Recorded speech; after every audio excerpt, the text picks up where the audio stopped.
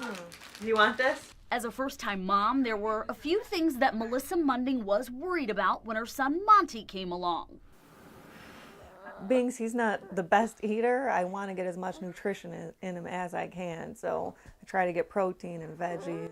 What she didn't anticipate was needing to check labels of the food she had just purchased for the ingredients BHT and BHA. They're two food additives that the food industry puts in our food to keep flavors from changing, so your kids' cereals taste like the kids' cereals week in and week out. In addition to cereal, both BHT and BHA can be found in things like dehydrated potatoes, snack food, pudding and pie filling, chewing gum, even beer. But its uses don't stop there.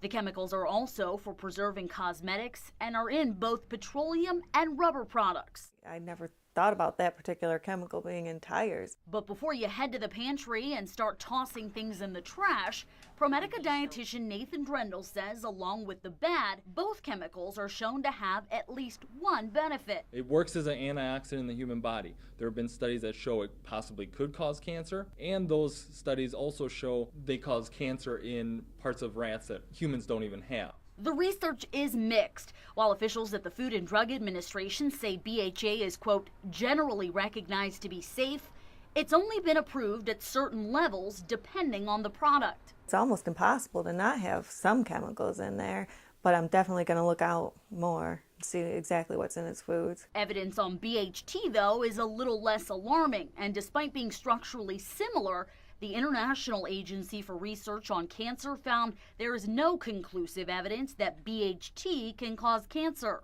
That's why we try to go to the farmer's market. My mom has the garden. We try to do a lot of natural, fresh fruits and veggies, so he doesn't have all the preservatives and chemicals that I don't know about. And that's a good plan of action, according to Drendel, who says that the limited information on preservatives available now shouldn't incite fear but promote awareness.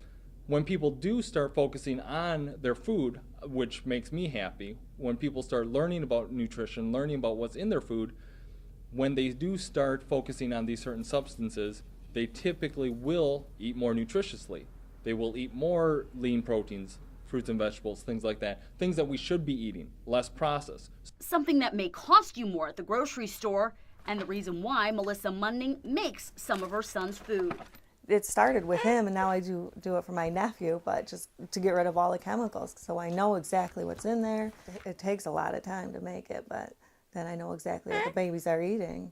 Ultimately, the decision is up to you, and whether you do or don't include certain items in your diet, that should depend on what works best for you and your family.